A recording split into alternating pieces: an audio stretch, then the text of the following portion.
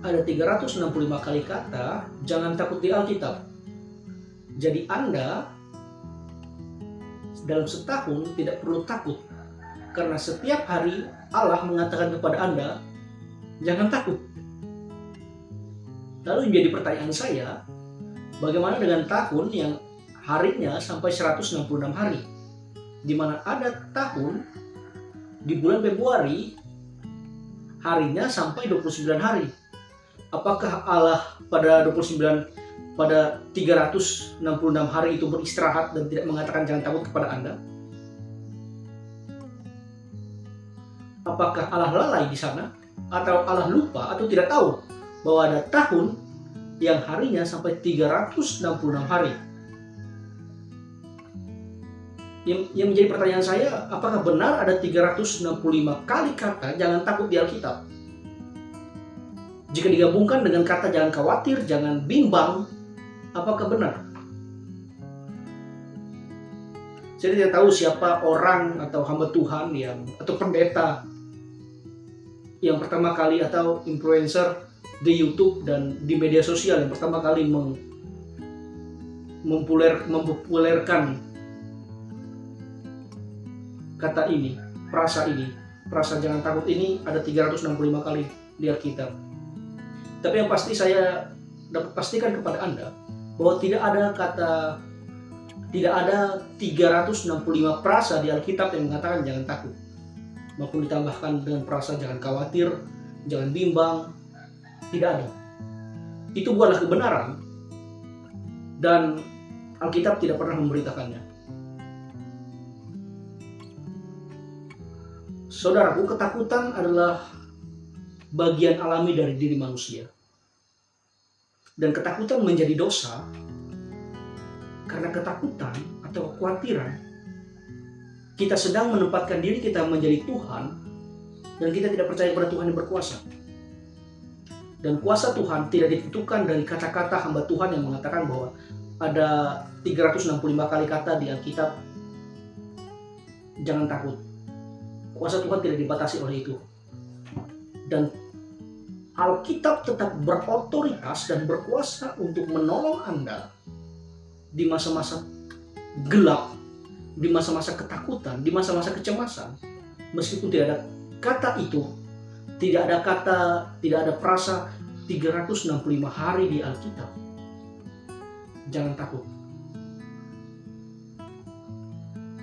Pesan untuk hamba-hamba Tuhan yang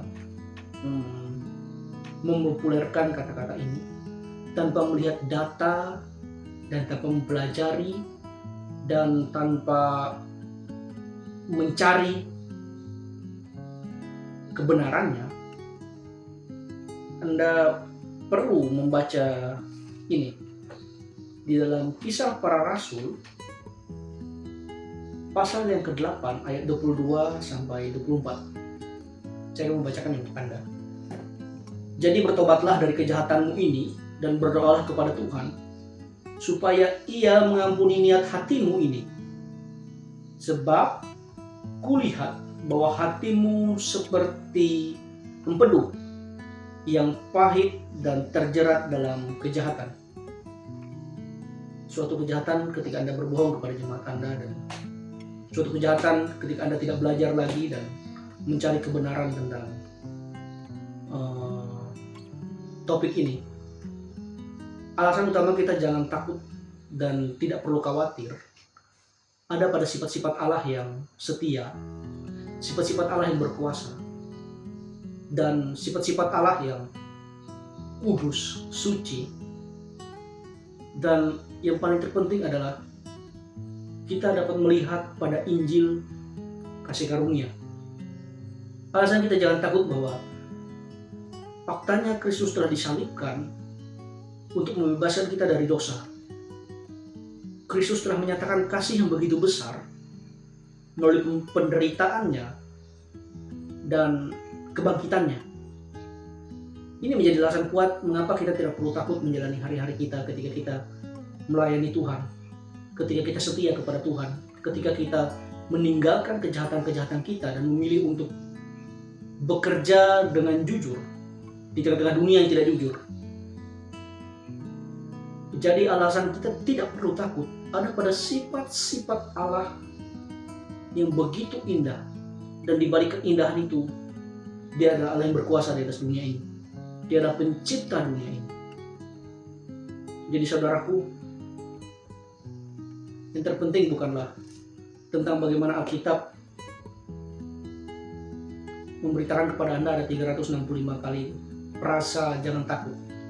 Tapi terpenting bagaimana Anda ketika membaca Alkitab dan menggali dan mempelajarinya, Anda semakin mengenal Allah, semakin melihat kekudusannya, dan Anda kagum kepada Dia, sehingga hidup Anda serahkan kepada Dia, dan Anda bertekad untuk memuliakan Dia hari lepas hari.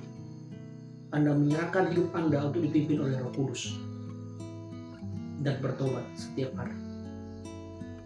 Kiranya kebenaran ini dapat memberikan Anda pengertian yang benar dan tidak lagi hanya suka mendengar kata-kata yang mungkin baik, indah di atas mimbar gereja tanpa Anda mempelajarinya kembali dan mempertanyakannya kembali, apakah ini benar atau salah. Karena begitu banyak hamba Tuhan yang hanya berbicara tanpa belajar, dan mereka hanya untuk menyenangkan telinga pendengar mereka tanpa mengabarkan Injil, dan hanya motivasi dan untuk menyenangkan, meskipun itu kebohongan sekalipun akan mereka ucapkan. Karena begitulah cara dosa bekerja dalam diri manusia. Begitulah cara kita, hati kita yang adalah pabrik dari berhala-berhala ingin disenangkan. Dan kembali lagi kita perlu bertobat dan benar-benar menyerahkan diri kita, hidup kita kepada Kristus untuk dikuduskan, dimurnikan, dan hidup kita bagi kemuliaan Dia. Kiranya Roh Kudus menolong kita, menolong Anda dan saya, menolong kita semua untuk tidak lagi hidup hanya sekedar menyenangkan telinga dan menyenangkan hati kita, menyenangkan pikiran kita. Tapi Roh Kudus membuka kita menyerahkan seluruh kehidupan kita bagi kemuliaan Kristus saja. Saya Agung Raditya, demikianlah argumen saya tentang kebohongan yang diberitakan di atas mimbar-mimbar gereja dan di media sosial tentang 365 rasa jangan takut di Alkitab, dan itu tidak ada. Itu salah, itu bohong. Siapapun Anda yang ingin berkomentar, silahkan berkomentar, dan jika saya salah, saya akan mengakuinya, tapi berikan data-data yang jelas, baik itu dari bahasa asli dan konteks dari bagaimana ayat itu muncul. Apakah benar itu tentang jangan takut atau tidak? Tuhan memberkati Anda.